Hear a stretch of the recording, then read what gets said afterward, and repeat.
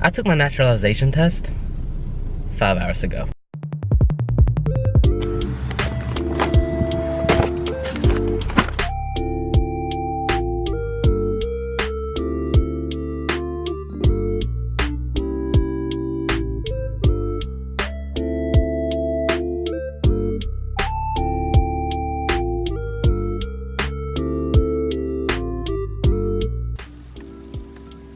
Hey Grandpa, I just made it in. I'm gonna sleep as soon as I open that door. I really wanted to record this as soon as I remembered because, I mean, it's just better if it's freshest on my mind, you know? But I'll just have to do this.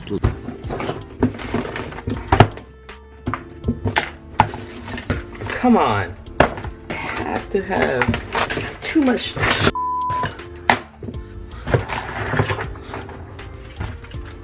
Okay, so I'm just gonna give a recap of what happened the past 3 days, I suppose. First, after classes on the 7th, my test is on the 8th. The 8th lands on a Wednesday.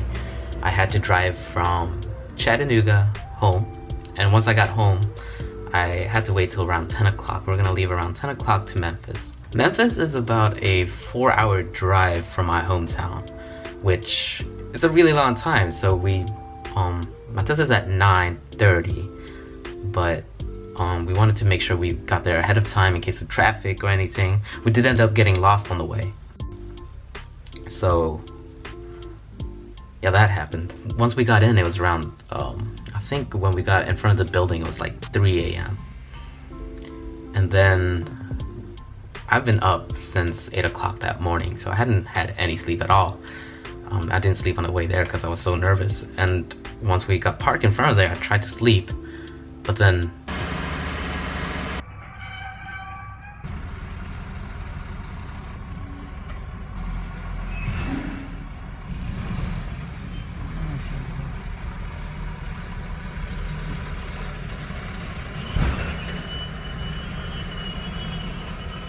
so needless to say, I did not get any sleep that night. After that, we decided to get breakfast, which it was around 8 at this time.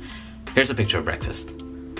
This is at 9:30, and on the paperwork it said do not come more than 30 minutes early because there's a limited amount of space in the building. We got into the building, we go up to the 7th floor, where it was at, and then we go in through security clearance. They have a metal detector and one of those like airport x-ray scanner things, not x-ray, something ray scanner things, and yeah, you put our stuff on there, we get into the room, we just wait. Once you're in the waiting area, someone would come out and call names, and since we were just about 30 minutes early, they would call a name, someone would go in there, and it seemed like it was pretty fast, like 10 minutes, 15 minutes per person, and then my mom was called, then I was called. So once you're called, you go in there, you greet the person, and they walk you to their office. Once you get into their office, you're gonna be asked to remain standing, and then raise your right hand, and they're gonna say an oath, and then you gotta accept that oath. After the oath, she told me that we're gonna start with the test questions. She had the paperwork ready, and then before the test, she said, I would like to see your visa, driver's license, and your permanent resident card, which is your green card. Oh, and your and the letter that they sent you at the beginning of all of this. She started with the reading portion of the test, and she showed me the sentence. There was 3 sentences on the page, but I only had to read one of them. It said, Abraham Lincoln was president. I've heard like some of them are a little bit more complicated, but that's just the one I ended up getting.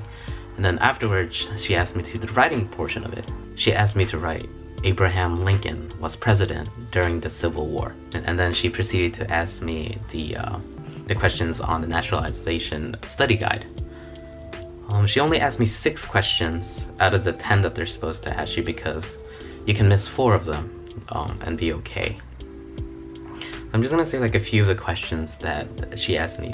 The first one was, who is the Speaker of the House of Representatives right now? That is Paul Ryan currently.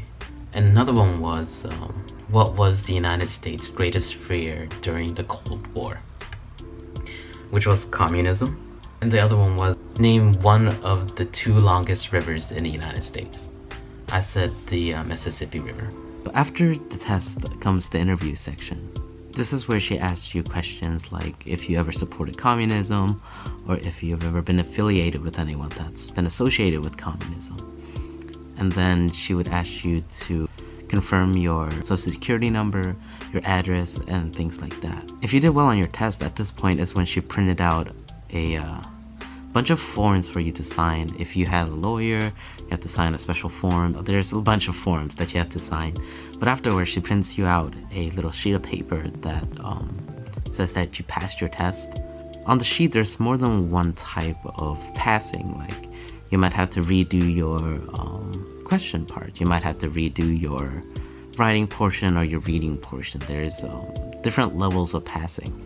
And yeah, so after that, she just walked me out of her office, and then we drove home. So if you're an immigrant and you have any questions, or if you're about to take this test and you're worried, you can leave a comment down below. I'll answer as many as I can.